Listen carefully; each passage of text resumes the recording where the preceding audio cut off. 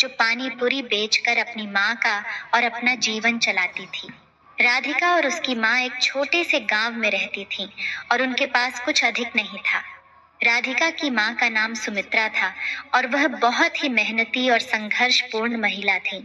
उनका सपना था कि वह अपनी बेटी को बेहतर जीवन प्रदान कर सके, लेकिन गरीबी के कारण यह संभव नहीं था। राधिका बहुत ही मेहनती लड़की थी। उसने छोटी उम्र से ही देखा कि उसकी माँ कितनी मुश्किलों का सामना करती थी, लेकिन वह कभी हार नहीं मानती। उन्होंने राधिका को भी सिखाया कि मुश्किलों का सामना करना और मेहनत से अपने लक्ष्यों को पूरा करना कितना महत्वपूर्ण है। राधिका ने सोचा कि वह भी अपनी माँ की मदद करेंगी।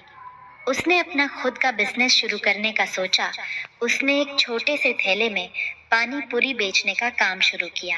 वह हर दिन गांव की मुख्य सड़क पर खड़ी हो जाती थी और आगे बढ़ते ही वह अपनी मदद करने वालों के साथ पानी पूरी बेचने लगती। राधिका की मेहनत और संघर्ष ने उसे सफलता दिलाई। धीरे धीरे उसका पानी पूरी का थैला अच्छा चलने लगा और उसके पास थोड़ी बहुत बचत होना शुरू हो गई। उसने धीरे धीरे अपनी बिक्री बढ़ाई। लोग उसकी स्वादिष्ट पानी पूरी के दीवाने हो गए और उसकी आमदनी में वृद्धि होने लगी। राधिका ने न केवल अपनी माँ की मदद की, बल्कि उसने अपने साथी गरीबों की भी मदद की।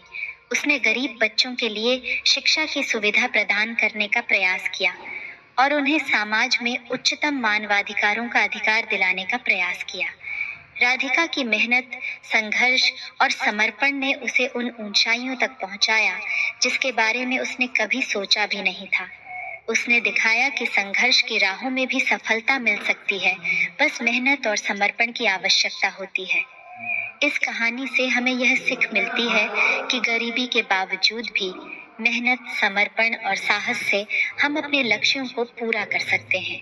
राधिका ने अपने छोटे से काम से न केवल अपने जीवन को सुखमय बनाया, बल्कि दूसरों के जीवन में भी सकारात्मक परिवर्तन लाने में सहायता की।